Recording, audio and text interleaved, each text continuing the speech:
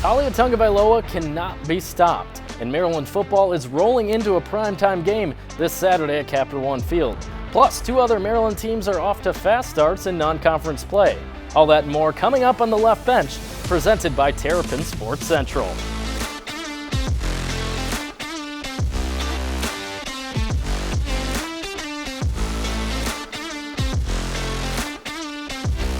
The openers were executed at a very high level, which allowed us to score a lot of points.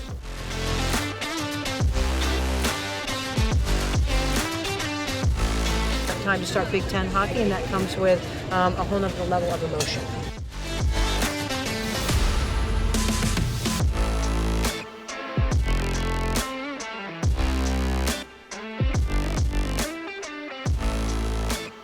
Hello and welcome to this edition of the Left Bench, brought to you by Terrapin Sports Central. I'm Kevin McNulty. And I'm Keara Bruno. Kevin, it sure is good to be back. Same look, but slightly different brand this year. Yeah, I could not be more excited to enter this new era as Terrapin Sports Central, but I'm glad that the Left Bench lives on here in Studio A. And Keara, I brought a little memento to remember. Look at that. Look at that. Of course you did. Of course you did. And I know Stephen Mailing is watching at home, and he has the other one. Oh, yep, definitely. Over there in Evansville, Indiana, but that'll stay there. Just remember our first 9 years, but this is still the Left Bench, and we are very excited for this show and this year covering Maryland athletics. Yep. Well, let's get right to it and talk about that Maryland football team, shall we? We shall, Keara. Mike Loxley's Terps traveled down south on Saturday to take on Charlotte, and to put it lightly, they put a beating on the 49ers defense. Talia Tagovailoa was slinging the ball all over the field as the redshirt junior tore the Charlotte defense to shreds in the first half, throwing a combined 4 touchdown passes to Jacob Copeland and Ja'Shawn Jones. Tacking onto the potent passing attack, the running game picked up right where it left off against Buffalo, with Antoine Littleton scoring on a 59-yard run and Colby McDonald finding the end zone with a 49-yard run of his own. But the standout for Maryland was Tagovailoa, who finished with 391 passing yards, 5 touchdowns, and his 87.1 completion percentage was the highest ever in a single game by a Maryland quarterback. Leah also moved into 4th place all-time in Maryland history in passing yards, surpassing C.J. Brown. The offensive explosion for Maryland carried them to a 56-21 victory, and they're now 2-0 on the young season. Talia Tagovailoa's performance was one for the ages. The main reason why? The Maryland receiving corps. Our Ricky Podgorski has more. First game of the regular season against Buffalo, the Terps receiving corps disappointed its preseason national recognition. But in today's match against Charlotte, the Terps brought a scoring onslaught in the air, along with the national spotlight back to the receiving room. Talia Tagovailoa tallied 391 yards and 4 passing touchdowns against Charlotte. Junior receiver Jacob Copeland grabbed in 110 of those yards and 2 touchdowns. You know, today he was able to get the touches. He made the most of the opportunities. We all know that he has big playability, the speed, the size to go up and make plays, and I was happy to see him kind of do it. Now, the thing that, you know, that happened to have that, for him to be able to play that way, is he really put the extra work in this week in terms of being able to get lined up, get the call, and then go out and execute. So, you know, Jacob did a really good job preparing himself for the opportunities he got. Along with Copeland's massive performance, 12 other Maryland players tallied at least 1 reception, proving the depth of this receiving room. Copeland, senior Ja'Shawn Jones, and freshman Octavian Smith Jr. all found the end zone, combining for 5 total touchdowns in the air. In week 1, not one of 9 players who caught a pass found the end zone. CBS Sports' preseason wide receiving corps rankings put the Terps at number 3 in the country, just behind Ohio State and the University of Southern California. They're certainly proving why. I think that's the biggest thing with more so the passing game, just getting in the rhythm. Also, when you can be balanced, you know what I mean, with running the ball and throwing the ball, I think that's the biggest thing for our offense, you know, with matriculating the ball down the field. So I think that's the biggest thing. As the Terps get into rhythm in an early regular season, expect more explosive stat lines from that receiving room. For Terrapin Sports Central, I'm Ricky Podgorski. Well, it's such an exciting time of year for the Maryland program and its offense, as Ricky highlighted there. To break down what we've seen over the first 2 games and look ahead to what awaits the Terps this weekend, we're happy to welcome Sam Oshtry to the show, who covers the team for Testudo Times. Sam, so good to have you here. It's great to be here, guys. Thanks for having me. So let's start with the Buffalo game 10 days ago. We kind of saw what the Maryland running backs are made of. Guys we didn't see much of last year, Roman Hemby, Antoine Littleton combining for 4 touchdowns. And then this weekend, we saw how dynamic the offense can be when the receivers got involved a little bit. But which position group has impressed you the most so far? Yeah, you said it. It's the running backs. Everyone knew coming into the season how prolific this offense could be. You knew what Talia Tagovailoa was going to bring to the fold. You knew the returning offensive line. You knew the plethora of weapons that he has on the outside in Dante Demas, Jashawn Jones, Jacob Copeland, the Florida transfer. But you didn't know, and Rakim Jarrett, you can't forget him.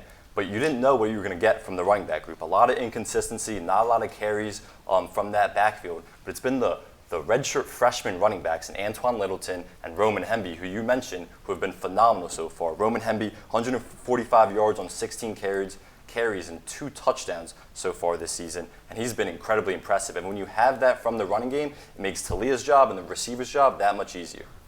And Hemby's a guy that Maryland fans got to see a little bit in the Pinstripe Bowl last year, but they really had no idea what to expect coming into this year. Yeah, that's because Mike Locksley, the head coach of Maryland, used his eligibility really wisely by redshirting him, by only playing him in 3 games last year. One of those was the Pinstripe Bowl, but now he has 4 more years of eligibility, and Maryland's making the most of it so far.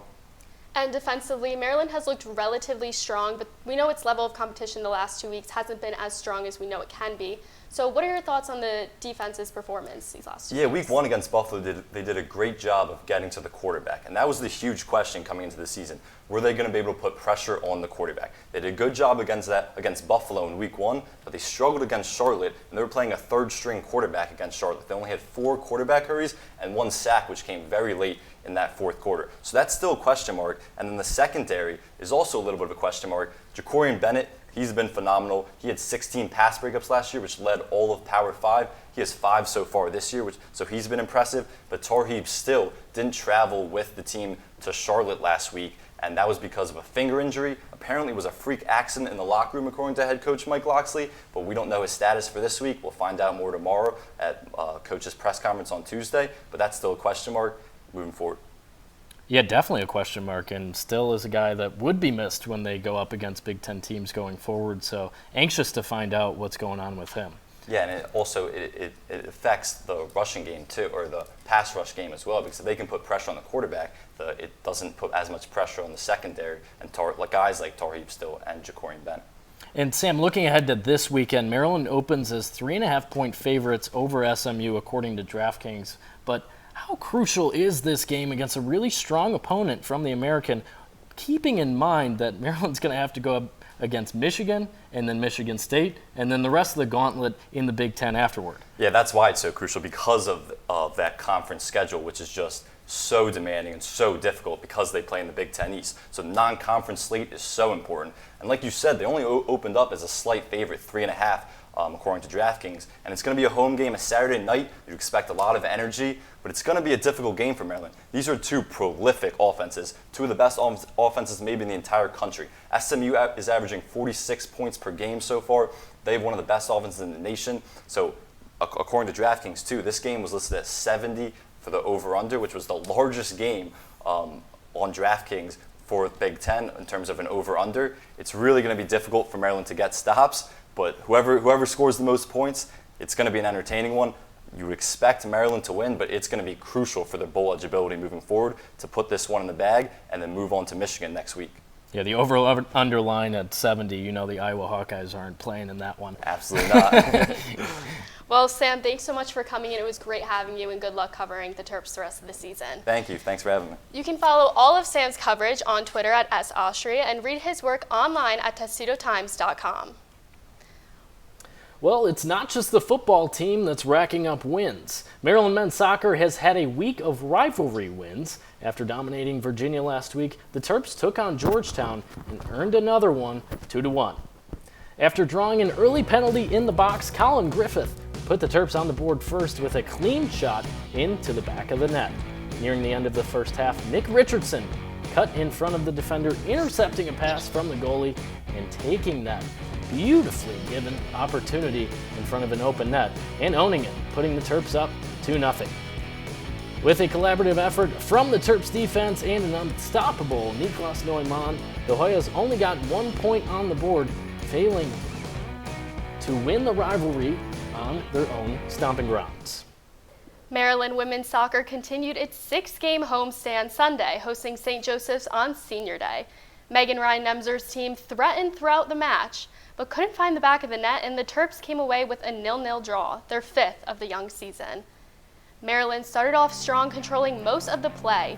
Senior Alyssa Porch came closest to breaking the deadlock in the first half, when she forced a save from St. Joseph's goalkeeper, Katie Capoletti. Porch came close again in the first half with a curling effort, only to be turned away by the crossbar. More of the same followed for the Terps in the second half. Porch got hauled down in the box in what looked to be a penalty, only for the referee to wave away the appeal. The Terps outshot the Hawks 12-3 on the day, but could not find a way past Capoletti. Maryland volleyball traveled across the country this past weekend for the Aztec Classic in San Diego, where they finished 2-1. The Terps' first opponent was San Diego State. They took an early lead in the first set and just kept going, dominating 25-14. Now, the second set didn't come that easy for the Terps, as the Aztecs came out on top 25-21. But it was the Aztecs who couldn't keep up with the Terps' energy in the last 2 sets, thanks to a balanced team effort from the Terps. And later that day, the Terps took on Sacramento State and once again came out on top 3-1. The Terps took a competitive first set, then dropped the second one and battled back to take the final 2 sets. Sam Sire led the team in kills again, this time with 13, giving her 31 kills on the day. Boy. The next day, the Terps took on Arizona, which was their toughest battle of the tournament, and they fell 3-2 in 5 sets. The Wildcats claimed the first set 25-22, but the Terps came back hungry and claimed the next 2. But it was the Wildcats who pulled out the win in sets 4 and 5. Well, if you've watched any of the U.S. Men's Tennis Open, you probably heard about the American who made some waves at the tournament. But did you know he's from Prince George's County and used to train right here in College Park? Frances Tiafoe defeated 22-time Grand Slam champ Rafael Nadal in the round of 16 on his way to an appearance in the men's semifinal. He was the first American to make it that far in the tournament since 2006. Tiafoe showed his home state some love on his wrist throughout the run, and Maryland head football coach Mike Locksley returned the love during his press conference last Tuesday. Take a listen. Definitely want to give a huge shout out to Frances Tiafoe for the big win yesterday against Rafa. It was great to see him have a breakthrough match like that, and really proud of him. Having gotten a chance to know him over the last 5-6 years, has been a dear friend of our program, so congratulations to Frances as well. Tiafoe lost to eventual champion Carlos Alcaraz in the semifinal, but he certainly made a name for himself in Queens last week, Keara. Well, Kevin, what a story for the local guy.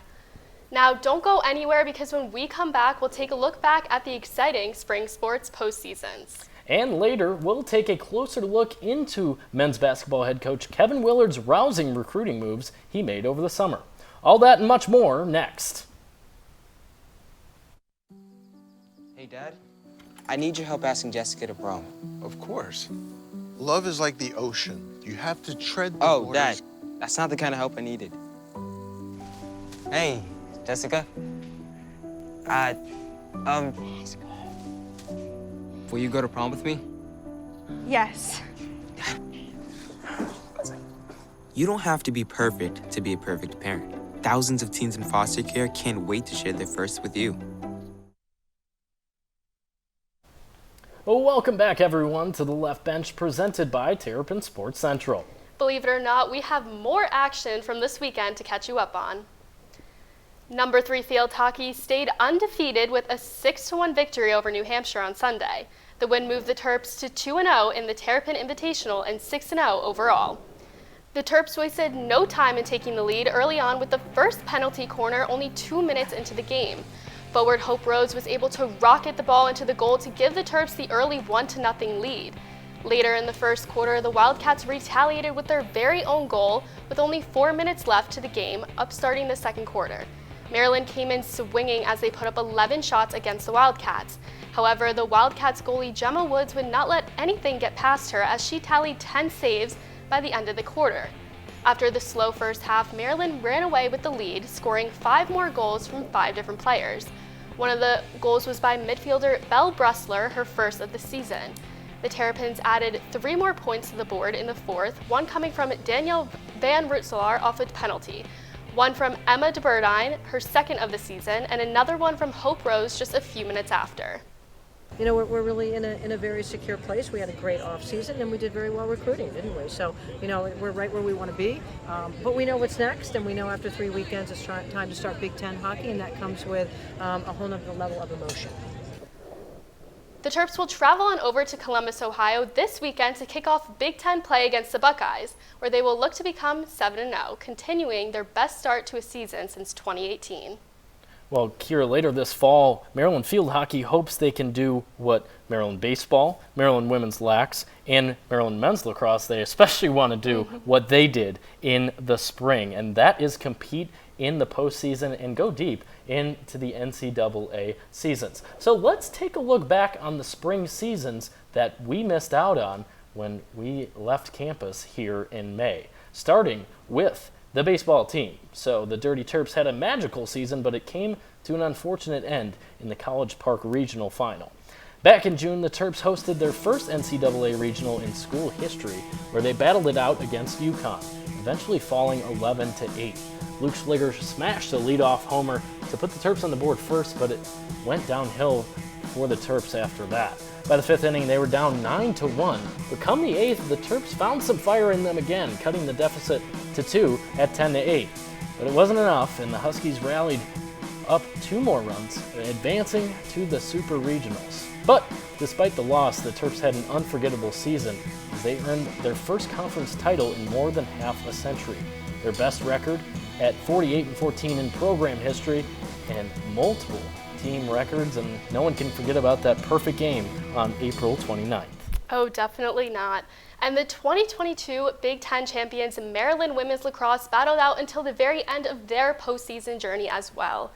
In their 28th Final Four appearance, the number 2 Terps took on number 3 Boston College, where it was a back-and-forth game, but BC was the one to claim their place in the final after scoring the game-winning goal in those last 18 seconds. Maryland ended its season on an impressive 19-2 run, with multiple Terps earning awards. Aurora accordingly was named a Tewaaraton finalist, Abby Bosco was named the Big Ten Defender of the Year, and Emily Sterling was named National Goalkeeper of the Year by the Intercollegiate Women's Lacrosse Coaches Association. Congrats to the women's lacrosse team on an outstanding year, and we're excited to see what you accomplish next spring. And the one that brought Maryland its first national championship since 2019, the Maryland men's lacrosse team. The national champions, be the best is their mantra, and they certainly lived up to that in the postseason by claiming the 2022 NCAA title. The Terps took on Cornell in the championship, where both teams battled it out to become number 1 in the nation. The first goal wasn't scored until almost the 8th minute, and it was Cornell to do it. But the Terps showed why they were undefeated at that time and stayed undefeated. They ripped 7 goals, leading at the half. Cornell came out with some energy of its own in the 4th quarter, netting 4 straight goals, but it wasn't enough, and the Terps left Connecticut with the national title. The Terps were the first team in NCAA lacrosse history to go 18-0 in a season, and next season will certainly be another one to watch. We can't wait to be back at Capital One covering that team, Keara. What a magical run. I think I tweeted in May as we were heading home after the spring semester that it was such a bummer we didn't get to cover them as they went forward, but that national championship just unforgettable, especially for guys like Logan Wisnauskas, who competed here for more than 4 years. You think about all the guys in between those national championships in 2017 and 2022. I know it meant a lot to the program. Oh, definitely, and I completely agree with Logan. I can't even imagine what that feeling is like, being the best in the country. It's an amazing thing to accomplish, and definitely looking forward to see what they're going to bring next season. Yeah, and you think about women's lacrosse going all the way to the Final Four. What an exciting weekend here in College Park, and then add on to it, not as a historically successful program in Maryland baseball that made it all the way to the regionals for the second year in a row after winning the Big Ten. It's just, it was a very special time, and they definitely hope to replicate it in 2023. Definitely. Just going 48-14 on their season, they haven't seen that ever. So huge accomplishment for them. It's going to be very exciting spring sports season to see what all of them can bring. Now to do a bit of a 180, in the wake of Queen Elizabeth's passing on last week, she is being remembered as a dedicated leader. But here in Maryland, she is also remembered for being a one-time fan of American football. Back in 1957, the Queen visited then Byrd Stadium in College Park to watch her first and only football game, where the Terps upset North Carolina 21-7. The game soon became known as the Queen's Game.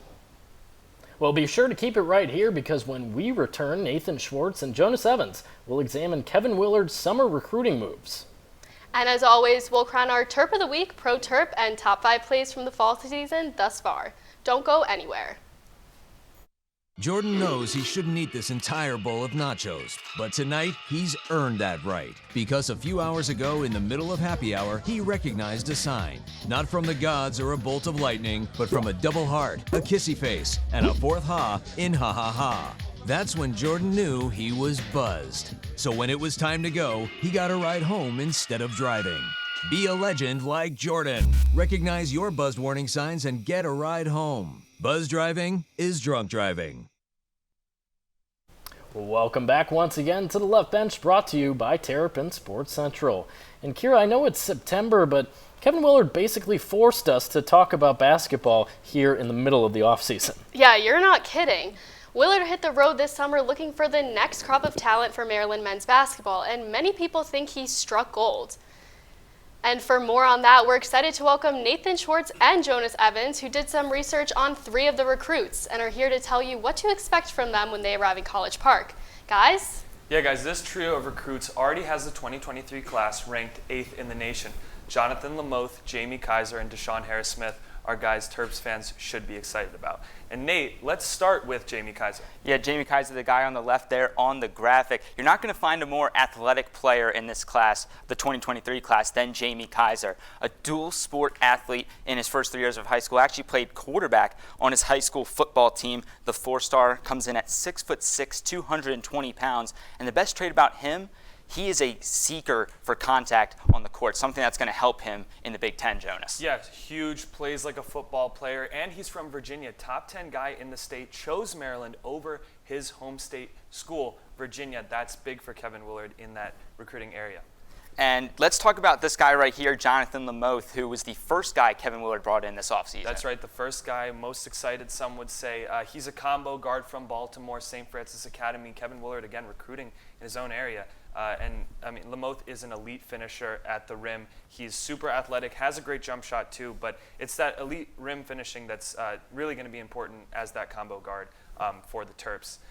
Nate, finally, let's talk about Deshaun Harris-Smith. He is the highest ranked guy out of the 4.